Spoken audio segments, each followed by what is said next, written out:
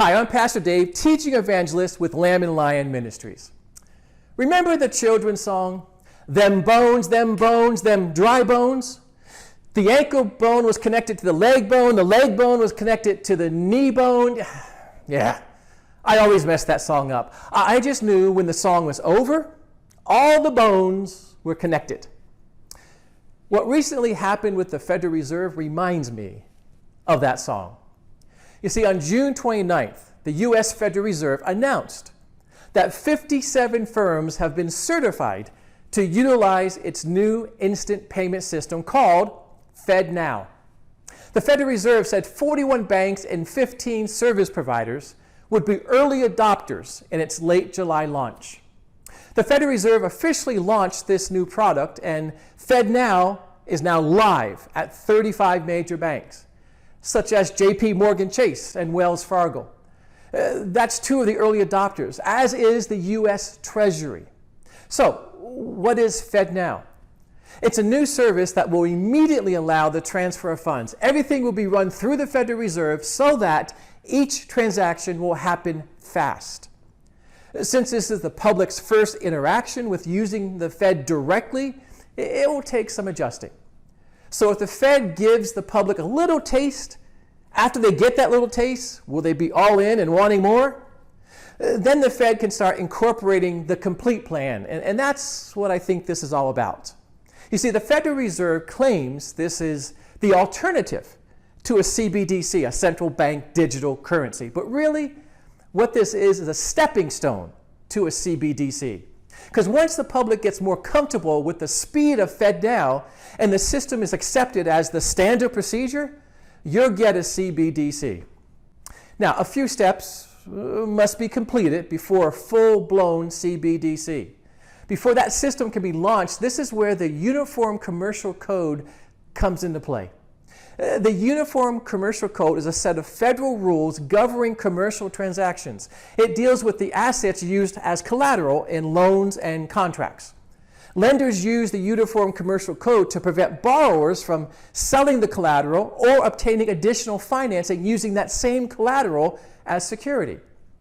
Lawmakers in Iowa, Indiana, Nebraska, and New Hampshire have recently adopted laws that address digital assets. This is known as UCC Article 12. Eventually, all 50 states will have lawmakers looking at updating the Uniform Commercial Code to establish a foundation for future central bank digital currency.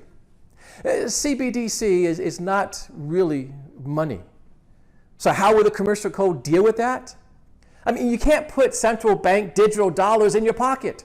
You can't put it in your pocket and walk out the door. That means digital dollars won't be in your actual possession. Currently, digital money like the Bitcoin, it's something you could put on a thumb drive if you choose. That's something that you could and can possess. But with the CBDCs, you won't be able to do that. Central bank digital dollars will not be something you can physically control. This is why lawmakers are updating the Uniform Commercial Code. See, to make a payment, the sender and the receiver must have bank accounts that are part of the FedNow network. Current payment platforms like PayPal and Venmo are not directly deposited into your bank account. There is a processing window, so those funds could take a day or two before they are available. FedNow will eliminate the waiting period. Will that be enough incentive for the new structure to be accepted? Changing how a nation's currency is used for both buyer and seller and making a change of this magnitude is a process that can't be done overnight. If their goal is to get people excited and eager to use this new system, then you start slowly and you watch as you gradually gain total acceptance. Remember the frog in the kettle illustration? If you drop a frog into a kettle of boiling water, it will jump out immediately because of the pain. But if you put that frog in room temperature water and slowly turn up the heat, that frog will stay in the kettle and eventually cook to death. See, the frog in the kettle illustration fits because, like that frog, the Federal Reserve will need to get people comfortable. They need to be comfortable with this new system, and to do that, it will need to be fast and convenient. I mean, who wouldn't want their money right now? Having funds in your account instantly feels like a win without having to wait for a check or ACH to clear. Your current balance and your available balance would instantly be the same. Another key will be to get as many people voluntarily using this platform as soon as possible.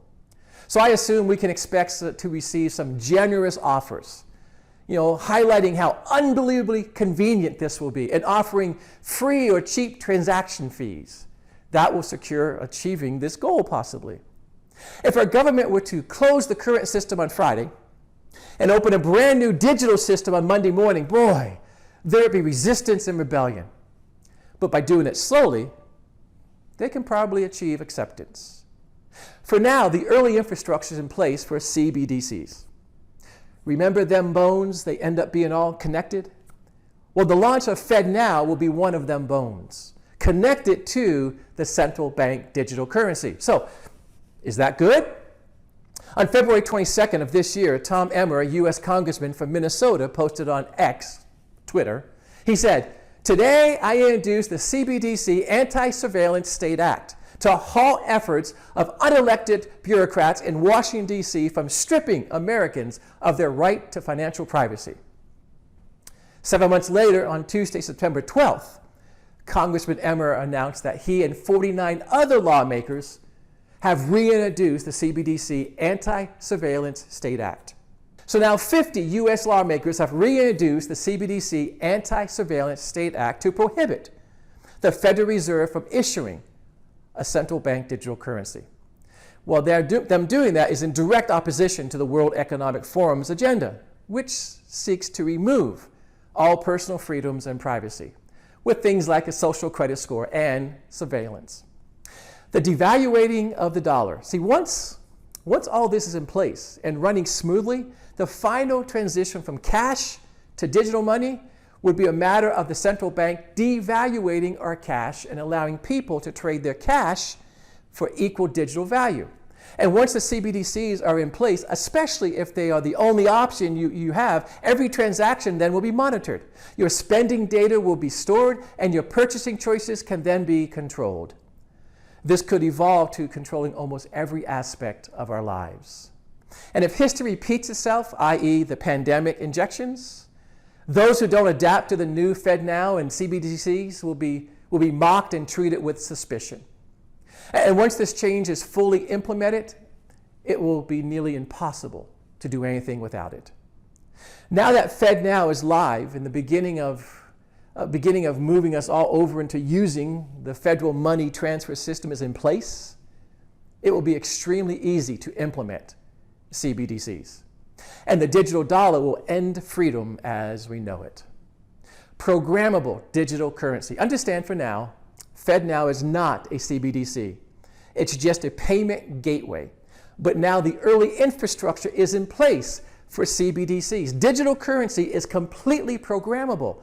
When something is programmable, the rules that start a program off may not be the same rules down the road, meaning that rules can change.